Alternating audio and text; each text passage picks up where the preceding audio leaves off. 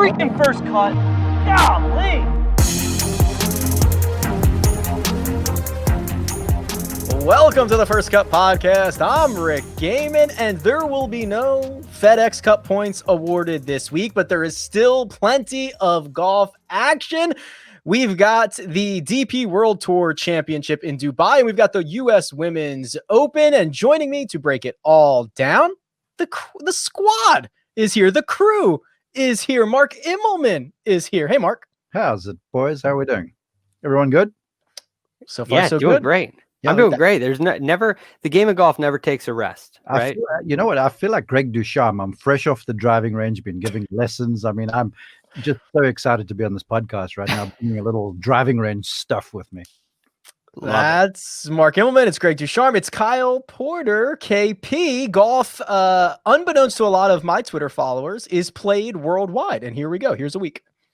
Yeah, and this is where we start unleashing the actual takes. The PGA Tour, there's some like tepid takes. These are the spicy ones. So I'm ready to roll. I'm ready to do this.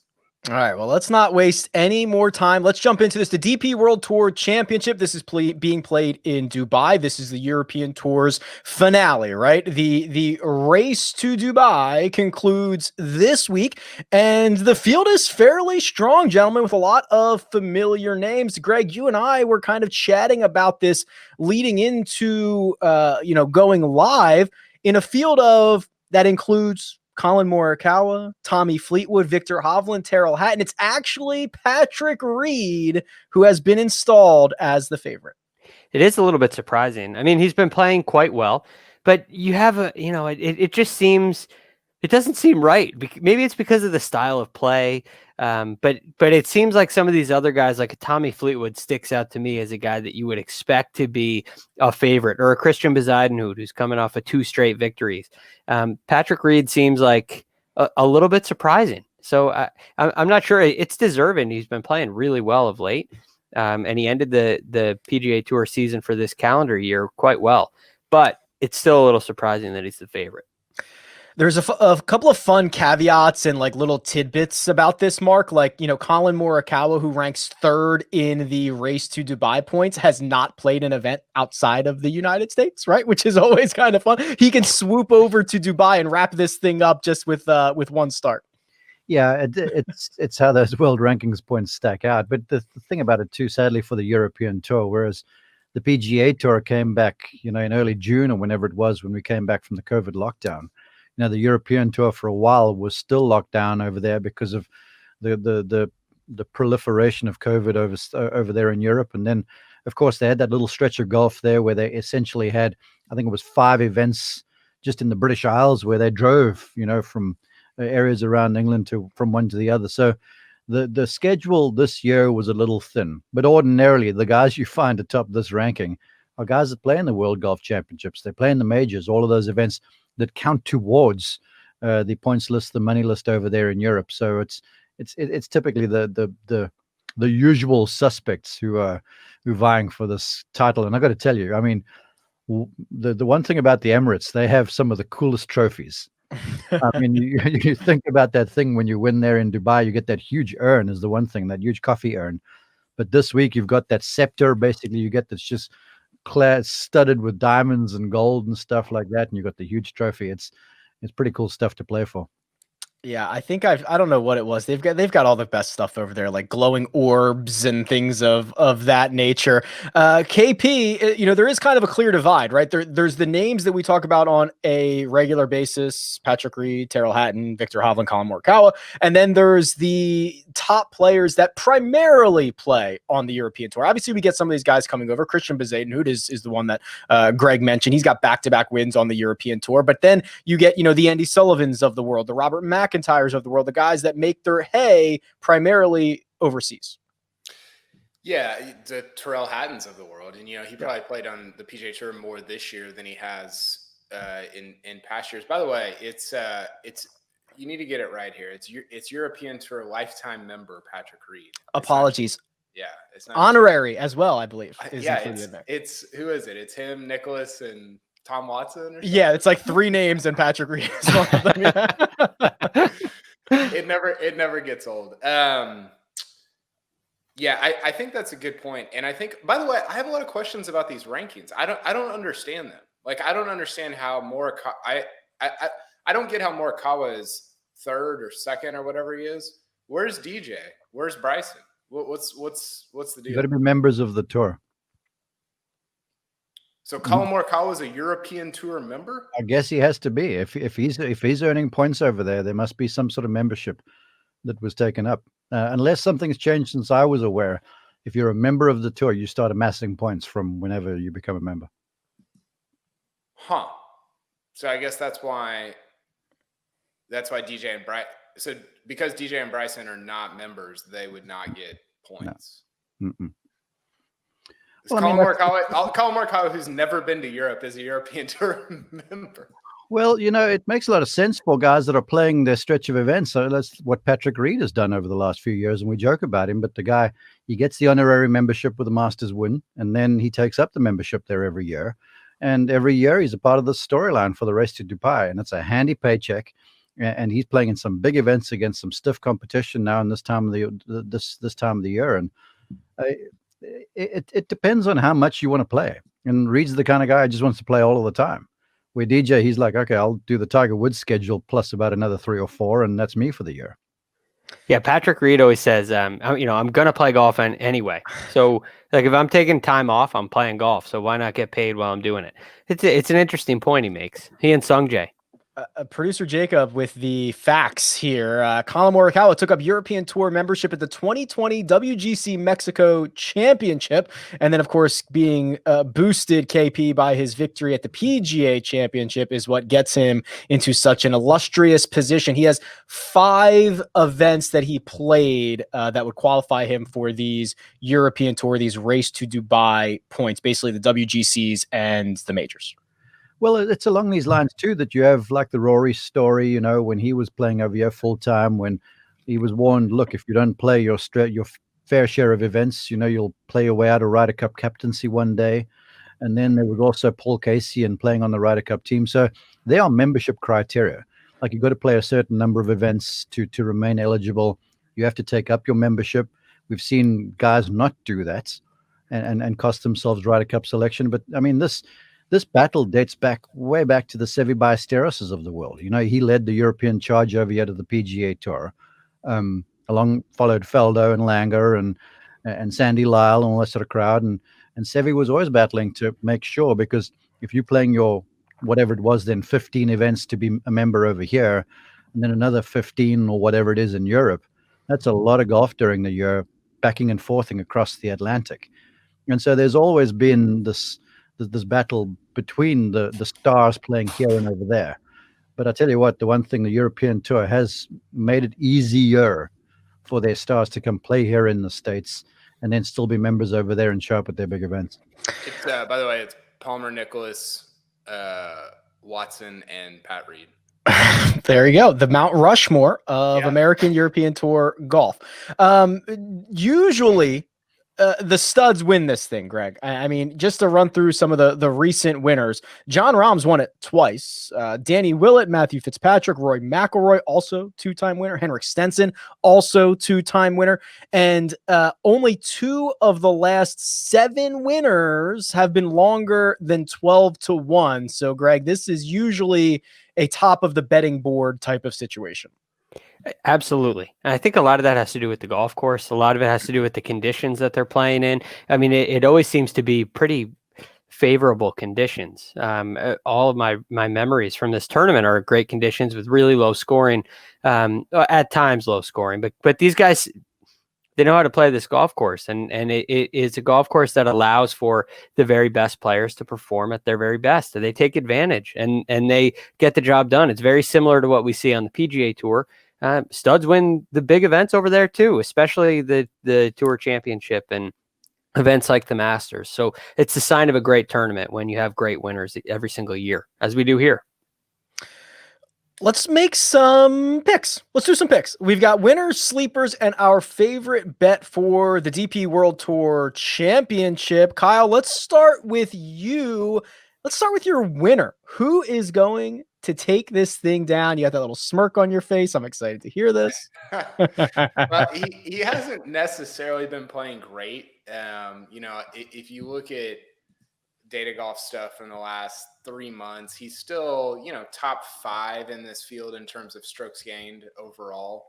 It's Reed, Hovland, Hatton, Sungjae, Poulter, and then Morikawa. I guess that's, 6th or 7th? So he hasn't been playing as well as he did when he won the PGA Championship, but he's still one of the, 3 or 4 best guys in this field. And honestly, I kind of just picked him because I think it would be hilarious if Colin Morikawa, who has never played a European Tour event that I know of, like a real one, goes out and wins their FedEx Cup, so to speak. I think that would be great.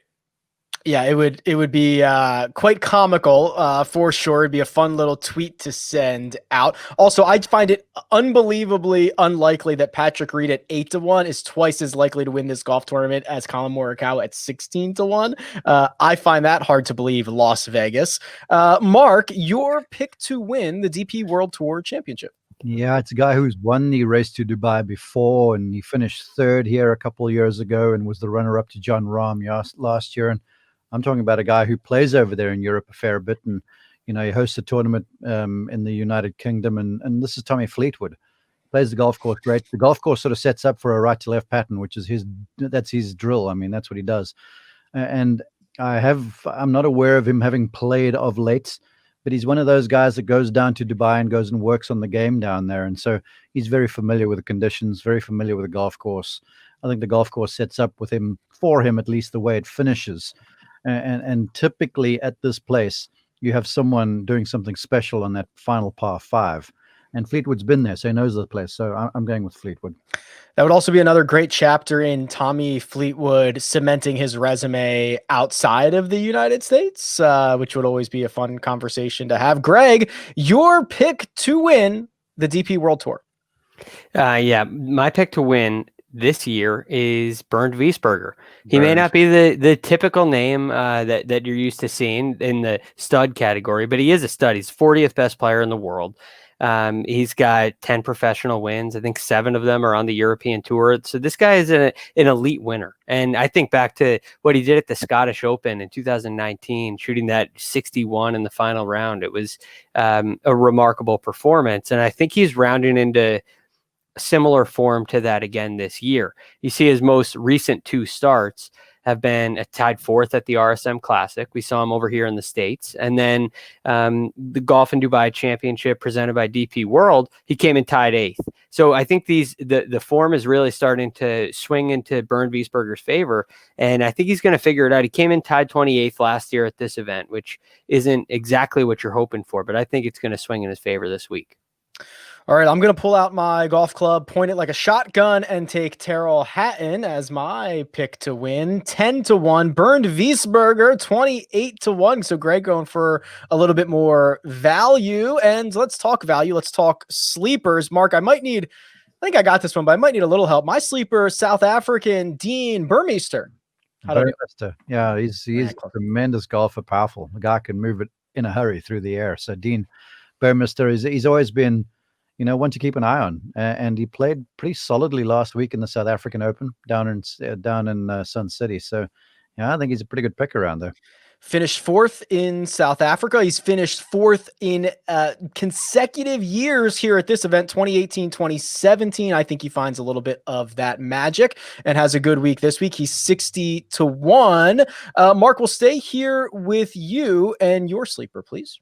Well, I had to put Robert Rock's name down there just for a little while because I love revisiting the time he held off Tiger Woods here at this event en route to one of his victories on the European Tour. So Robert Rock is always a good selection around here, but I'm really going with my boy Christian Bezuidenhout. I mean, the way he's been playing of late is uncanny.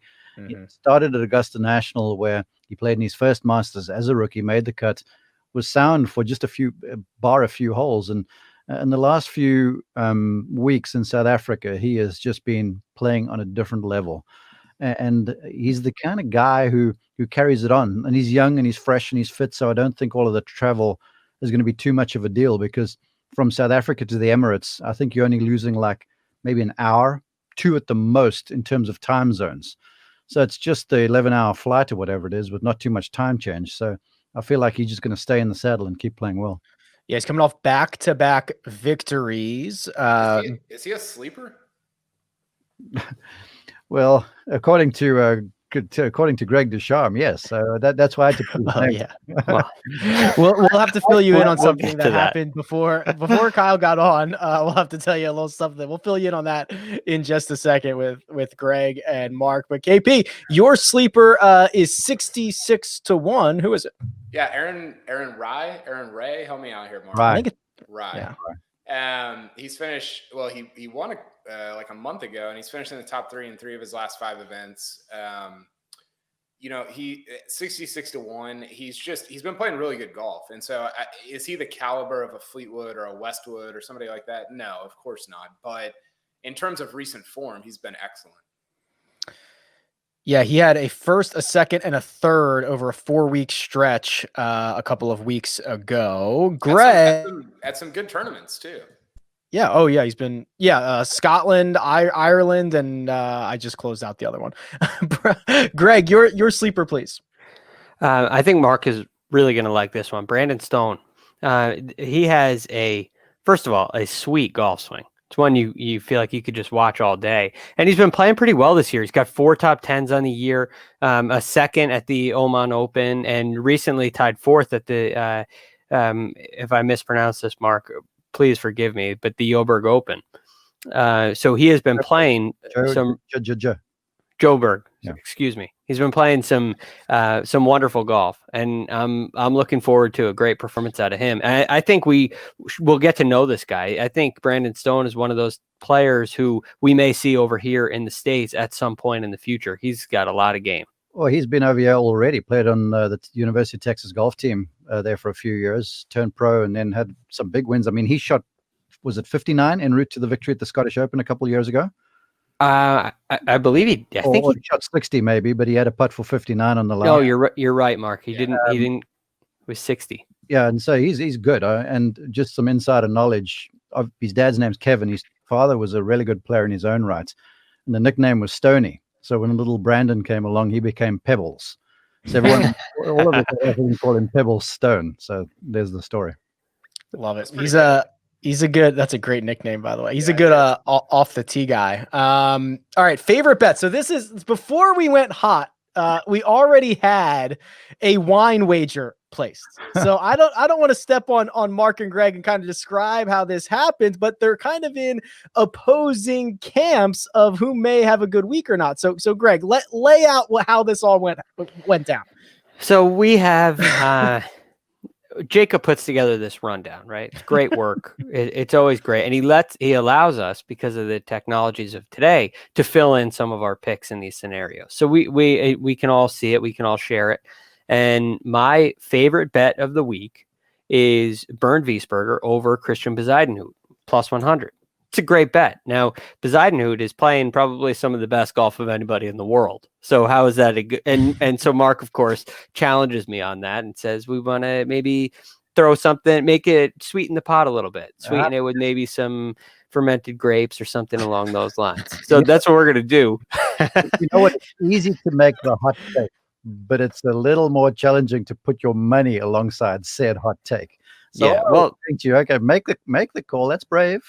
Yeah. Well, is it though? I mean, if Bernd Wiesberger is going to win the event, which he is, I mean, I just look for whoever he's matched up against, and that's the best bet. I like this scrolling thing, by the way. Yeah. Dude, Jacob is killing it these days. If you're not watching these on YouTube, you are doing it wrong. We have a wine wager alert ticker scrolling down at the bottom of the page. So KP, what you missed was then, so they were like, okay, let's do, a nice bottle of wine. We'll put a wager on this. And Mark pulled the old Michael Jordan, like, well, what's a nice bottle of wine for you? Like, what's going to make you nervous here? What's the amount we want to go for? And it was spectacular. I actually need to know that for my JT wager. I actually need to know what we're actually talking about it. Kyle, judging by the palatial house that you've just purchased, we're going for Opus 1 or something. Well, also the amount of time that accrues here, there's got to be a little interest on it. So I mean, you're talking about a 10-year bet here. It's got to be pretty hefty. I like bets that are double-digit years.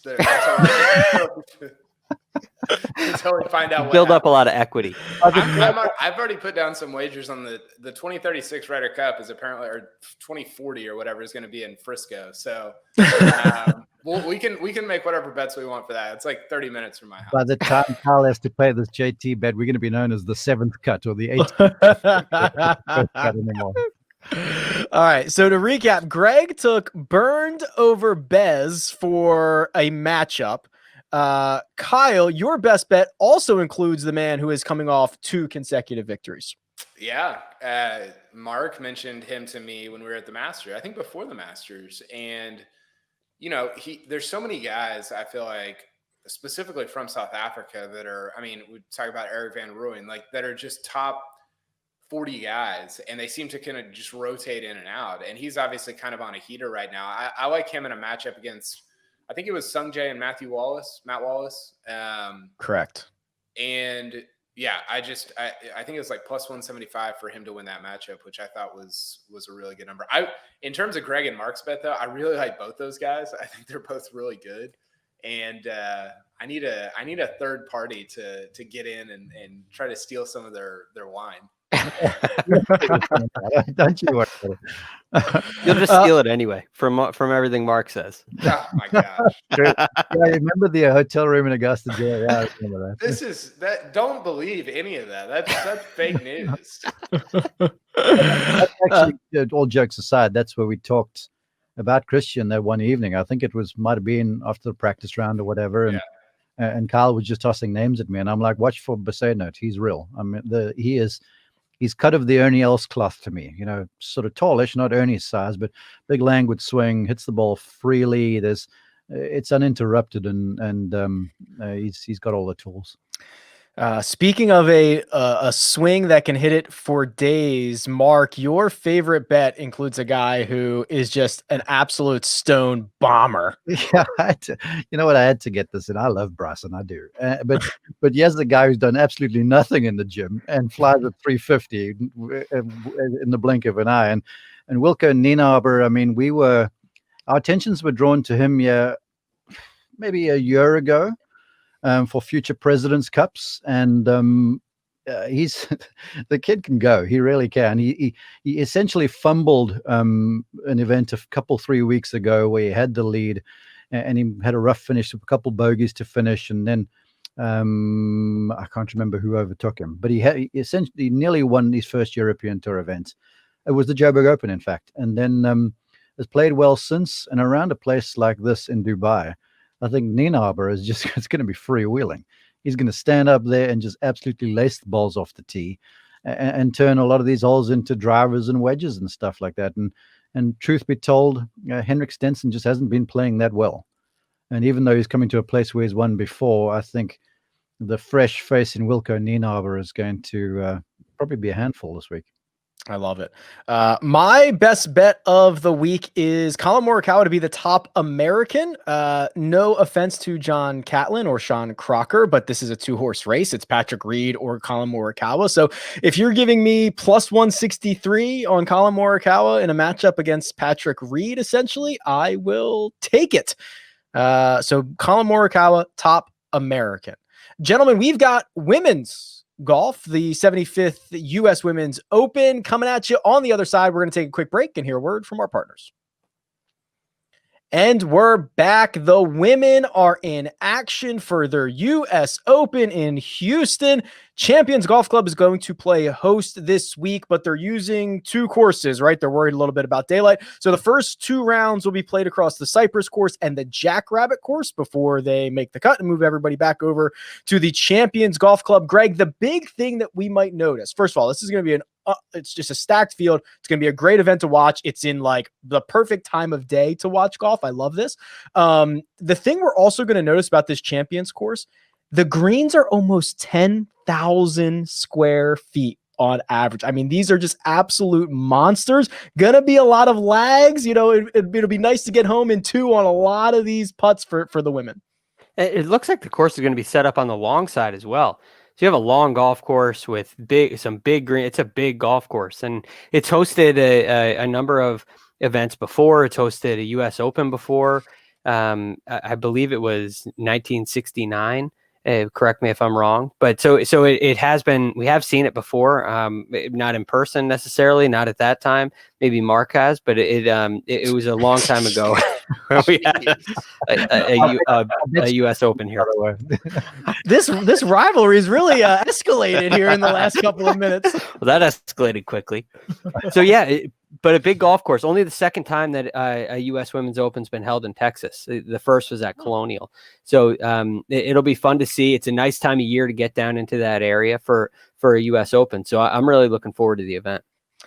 It's interesting, and Mark, you brought this up earlier. You were mentioning kind of the shortened light season that the European Tour had, and there are a lot of top women's players who also had a very short season, whether they were like I don't want to spoil my pick to win, but my pick to win, she stayed essentially quarantined in Korea from February, only played 1 event. So I mean, there's just a lot of high caliber players who have not played a lot, and they're trying to put it all together for one of the biggest events on their schedule right now. Yeah, it's true. And the cool thing about this event to me, and Greg was highlighting the course a little bit. I mean, last year for the US Open, the Women's Open, they were down in Charleston, South Carolina, at a Donald Ross place that was just off the charts to me. And Lee Six, Jong Yoon Lee Six won. And so it's the kind of place where, even though folks haven't been playing very much, I think hardly anyone has probably seen this golf course. There are a bunch of the Korean girls who live in the Dallas area, around the Dallas area. So maybe they're a bit more familiar with the golf course. But 2 courses down there in Houston, you got a situation where people haven't really played, and now you're going to a golf course that essentially nobody's seen. So it's a clean slate. So you start to look into now who is going to prepare the best and who has the best practice rounds and who's playing well through all of this. So I think you can almost throw the form guide out of the window a little bit, given those scenarios, because when you go to events, whether it's on the LPGA Tour, and I've worked with a few players on the men's tour, there's always that group of players you can throw a blanket over and say, look, they're going to contend. And it's the same deal over here. Mm-hmm. But when you start to get to a place where it's different conditions, it's a new golf course, someone just has to grab lightning in a bottle, like Lee Six did last year, and all of a sudden you got yourself a major champion. So it's going to be some fascinating viewing, and I love watching the LPGA stuff for various reasons. I've got 2 daughters, which is probably some of the reason, and then just the teacher in me, and I'm sure Greg will agree. I think every club golfer out here, they'll learn more about how to go ahead and play the game and manage a golf course from watching the ladies play, because they don't move the thing as fast through the air, and how they strategize and manage their way around a course and how they recover and the shots they select from, watching the PGA Tour. The PGA Tour is like us watching a bunch of gods basically, compete week in and week out, kind of like Valhalla. But the LPGA, we can sympathize with the way they play the game. And so I love to watch, and I love to watch how they go about their craft. Yeah. A lot to learn this week. I love that, and I want to mine into that field just a bit more. KP, this is a stacked field, very deep, excellent event, as you can imagine, for one of the premier events on the ladies' schedule. Yeah, it is. And real quick on what Mark said, and this is not a new take. A lot of people have talked about it, but just the women can go to these courses and play them. We talk about Bryson just bludgeoning Winged Foot, and you're like, okay, well, great, he won. Was that fun to watch? I don't know. Some of it was. But when they go to courses, like they went to, was it Charleston last year where they the U.S. Women's Open? Yeah. And you're like, oh, well, this is like, there's actual like strategy beyond just hit it as far as you can. Now, that's also a strategy, and there's nothing wrong with it, but it's definitely different, and I think more palatable, more enjoyable, honestly, if you're into watching great golf. But the thing I wanted to say about the field is, I think the USGA has done a great job. They did this with the men's US Open as well, of sort of simulating what the field would have looked like if there was qualifying. Yeah. And they've got 25 amateurs, some huge number of amateurs in this field. And I think that's awesome, because I think that's when you think of a US Open, that's what you think of, whether it's on the men's side or the women's side. So yes, it's loaded, but it's also very diverse in terms of pros, amateurs, people from or women from all over the world, and I think it'll make for a great event. There are some frisky comments in our chat right now. Producer Jacob taking a jab at Kyle. He says it's a great course, Country Club of Charleston, the rare nice course that I've played that KP hasn't. Take that, Kyle Porter. Just keep them coming, producer Jacob. Remember, we've got the mics the whole time, and you are not on those mics. Yeah, but he can mute your mic. Yes, he controls your mic. That's true. That's awesome, gentlemen. Let's make some picks. Let's go crazy. Let's make some picks to win the 75th U.S. Women's Open. Greg, you get to bat leadoff. Who will be raising the trophy come Sunday evening? So this may be a little chalky, it may be an easy pick, but to me, it's Imby Park, and she is playing phenomenal golf. Not quite as good as Christian Poseidon, who went in 2 times in a row. So I'm not worried about that. Okay, I'm not worried about. She's not playing too good. She's a 7-time major winner. She won this year the ISPS Women's Australian Open. She has 6 additional top 10s. She was runner-up at the KPMG Women's PGA and 4th at the Women's British. And when she at the Women's PGA, she was right there. And it was a 63 from Se-Young Kim that got her. It was really one of the more remarkable performances. She's another player to watch, by the way. But anyway, she is, I think, in great form. I think she's ready to win another major and make it 8. So I like Imby Park. She's hitting 82% of her fairways this year, which is it happens to be 4th on tour, which is just amazing. But it is she's swinging great right now, and I think she's built for major championships like this. She's got the resume. She's the 5th ranked woman in the world, and she is. Oh, I just had the odds up here and I lost them. I'll circle back on Imby Park's odds. Mark, your pick to win the 75th edition of the U.S. Women's Open, please. Well, humor me. I've got my eye on a couple players, and they both played down in the Houston area. A few years ago, I went to an event called the Spirit International, and I was part of the announce crew. And it's the first time I watched Brooke Henderson play, and it's the first time I saw Allie McDonald play. And the both of them going to an area down in Houston that they're somewhat familiar with. I would like their chances around there because especially Allie has played well of late year, and bar Daniel Kang going a bit bananas, she might have had another victory to her credit. So I got my eye on her, but really my pick is Minji Lee. She's the way she plays the game, the mindset she has. She's like the ultimate major championship contender, and she'll blow your socks off if you watch her swing a golf club. It's just gorgeous. She really has got a powerful action. She hits it well, and she's been playing well too. So I think Minji Lee picks it up. Minji Lee is 33-1. So there is some value built into that. If you're looking for Allie McDonald at your book of choice, which is obviously William Hill, she might be under Allie Ewing. She got married like 5 days ago or something like that. Oh no, she got married in May. So she might be under a new name now, Allie Ewing, if that's what you're looking for. KP, I believe you and I are on the same wavelength here about who's going to take this thing down. Yeah, you might have to help me with the pronunciation here, but Soyeon Ryu. Soyeon Ryu. So she's going to pull a DJ here. And what I mean by that is she's going to go, so she hasn't played. She finished T2, was it last week or 2 weeks ago? It was last week. At the event up kind of close to me, right? Here in the Colony. It's like it was cold, right? They were like taking their jackets on and off after every single shot. It was like freezing. It looked like an Open Championship out there in Dallas of all places. But so she didn't. I mean, I think she's played some on in Korea a little bit, but not on the LPGA Tour. And so I think that we talk about DJ going out playing. What did he play? Houston.